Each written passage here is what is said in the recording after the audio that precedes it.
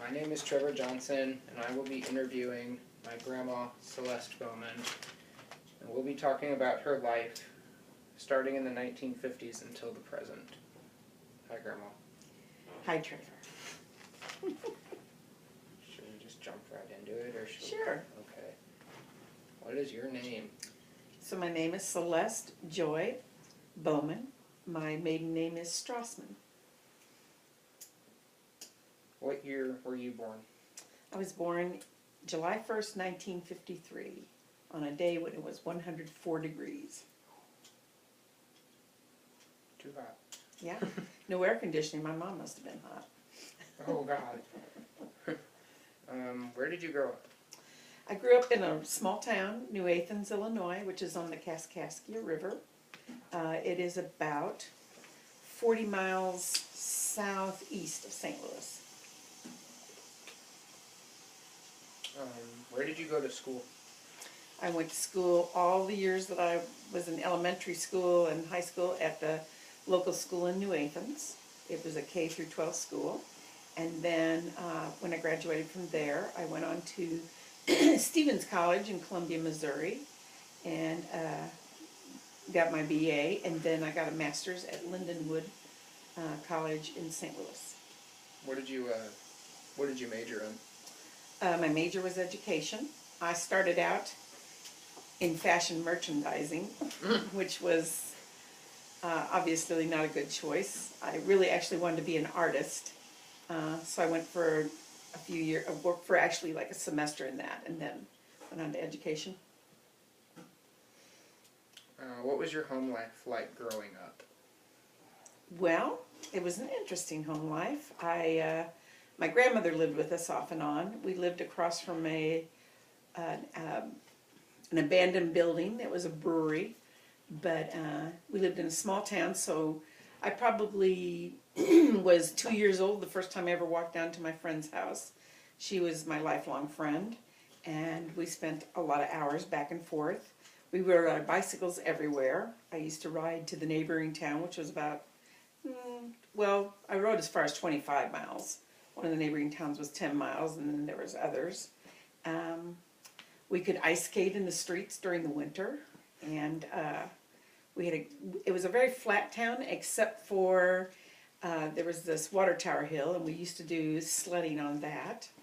I had the run of the town. I could go anywhere I wanted to. And there was a river down there that we used to go down and actually play by, swing on vines and things like that. I had 3 brothers that all picked on me pretty badly. My brother, who was 9 years older than me, liked to restore cars, and he had a Model A Ford. And he let me think that I was a mechanic, so that was a lot of fun. My dad was one of the town physicians. So when I was older, I worked in his office, and I actually even mixed medicines, things like that. Had a lot of little friends, neighborhood friends, that we met and played hide and go seek and flashlight tag. I'm trying to think. Oh, I was in Cub Scouts. I was in Brownies. I might as well have been in Cub Scouts. My mom was she was the den mother supreme. So I hung out with the Boy Scouts and the Cub Scouts, and I was in Brownies and 4-H. I sang in the church choir, played a saxophone in band, in the jazz band, in the marching band, and in the concert band. My childhood was pretty ideal. The 1950s was a very good time to grow up. There wasn't a lot of wars or anything like that. It was just a good innocent time. And that answered 2 parts of question 6. What were your parents' names? And well, you already answered what they did. Okay. Or what your father did. Right. My mother was Maxine Evelyn Strassman. Her maiden name was Fox. And my dad was Bernard Strassman. He had no middle name. He was the only one in his family that was born in the United States. Everybody else was from the Ukraine. They came over, he was born in 1914. I'm not sure what year they came over, but they came over here because of the pogroms in the Ukraine, which was a time when they tried to, it was like a, what is that called, like what Hitler did, except it was the Russians. That was it was Stalin's Holocaust. Yes, basically. that's exactly what it I was. forget what they called it. Basically, Holodomor. yeah. The what? The Holodomor. I've never The- even heard that word. They basically they destroyed all crops and ended all farming. Basically, starved Right. everyone. I Yeah, mean, they death killed. by famine. Yeah, There's a lot of stories about my family and how they came here. it's kind of a man-made famine. And so it's important to note then that your father's family was Jewish. Yeah, and I was that's why gonna- they were being persecuted. Yeah, my father's family was Jewish. However, his father was really strong in the Socialist Party and called himself a Jewish atheist person, which I don't understand how you can even be that. That's like an oxymoron, but you know, he obviously questioned God. So my dad didn't ever have a bar mitzvah, which really bothered him. And it bothered him he didn't have a middle name. And while he was a physician, he had a great hobby in being a magician. He loved to do magic and show kids magic tricks and things like that. My mom was an at-home person. She had an RN, she had her degree in RN nursing, but didn't really practice it. So, All right. What is your first significant memory?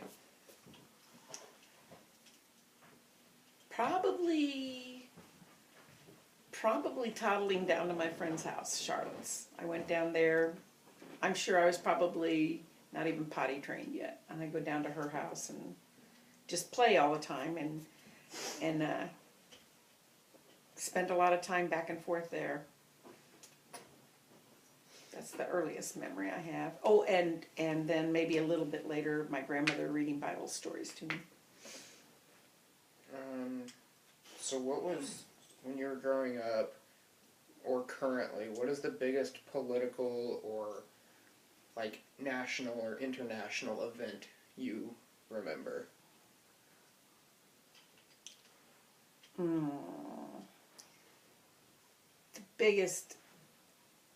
of the biggest events is I remember when Alaska and Hawaii were added to the United States. I can remember in school, because the flag was 48 states and it was set, 48 stars, and it was set up in this array, and we were questioning how that was going to change. Everybody was kind of excited how the flag was going to change.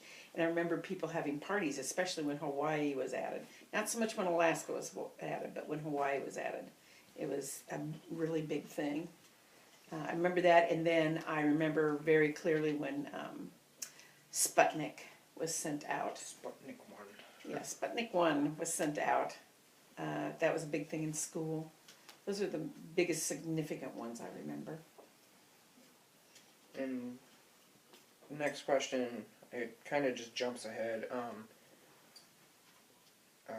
Assuming that you witnessed it, and what was it like? Like, what was the tension or the general atmosphere when JFK was assassinated?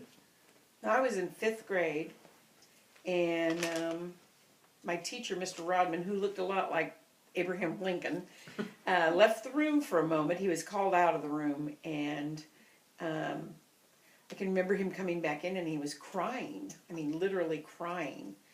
So we were all pretty stunned, and he said that John F. Kennedy had been shot, and the whole day just kind of stopped.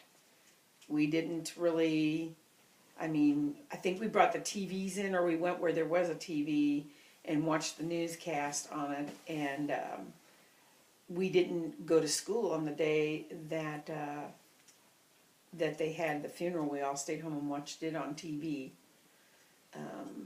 Everybody was, the whole nation was shocked. I mean, it was just, to me, I think it was probably the 50s were kind of like magical, and the 60s were pretty good too, but that just kind of ended that. It just got very different after that. People were a little more skeptical, and then I can't remember in what order it happened. President Kennedy was shot, Bobby Kennedy was shot, and Martin Luther King was assassinated, all within a very short period of time. And so things just kind of kind of spun out of control. There became the racial tension, and the Vietnam War was going to come on. I mean, just a lot of things going on at that time. So, You said you were in 5th grade. I was in 5th grade, So yeah. you were 9 or 10. 10. I think I was 10. How did that affect your life? Oh. Yeah, it's kind of funny because you would think everybody, even up to this day, would be affected by it, but it's just a, it's a hit in the history books mostly for everybody now. But I think we just kind of lost our compass of, because he was really good about trying to get the nation, to do things for people and to have that human touch that way. And the political arena just kind of changed after him. I don't think anybody trusted as much after that. He had a way of inspiring, even though, he wasn't a perfect person and he made his own mistakes. He had a way of inspiring the nation. So, like you said, your teacher came in crying, and that stunned your class. So, would you say that him or someone else was the most, memorable person during that time? That's who you remember the most when you think about that time in your personal life? Politically, yes. But also the Beatles had come into play at that time also, and they were huge. So music was changing, the political scene was changing, folk music was really big at that time, and so those things kind of shaped. Those kind of things shaped my age of people, how we thought. It just kind of went from the 50s and the big band into folk music, and just that kind of infiltrated how we thought politically, and we thought we could make the world better. It didn't work out so well. But, So onto a lighter topic, not so heavy and dark. What is the most significant thing that happened to you during your youth?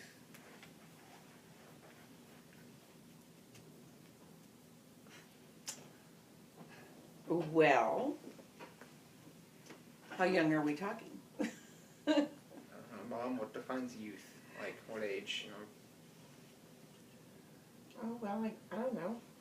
I guess you talked about childhood, so maybe after the Kennedy thing? I have to think about that for a moment. Or we can come back to that question if... Come back to, because let me think about it, because, of course, many important things happened, but... Okay.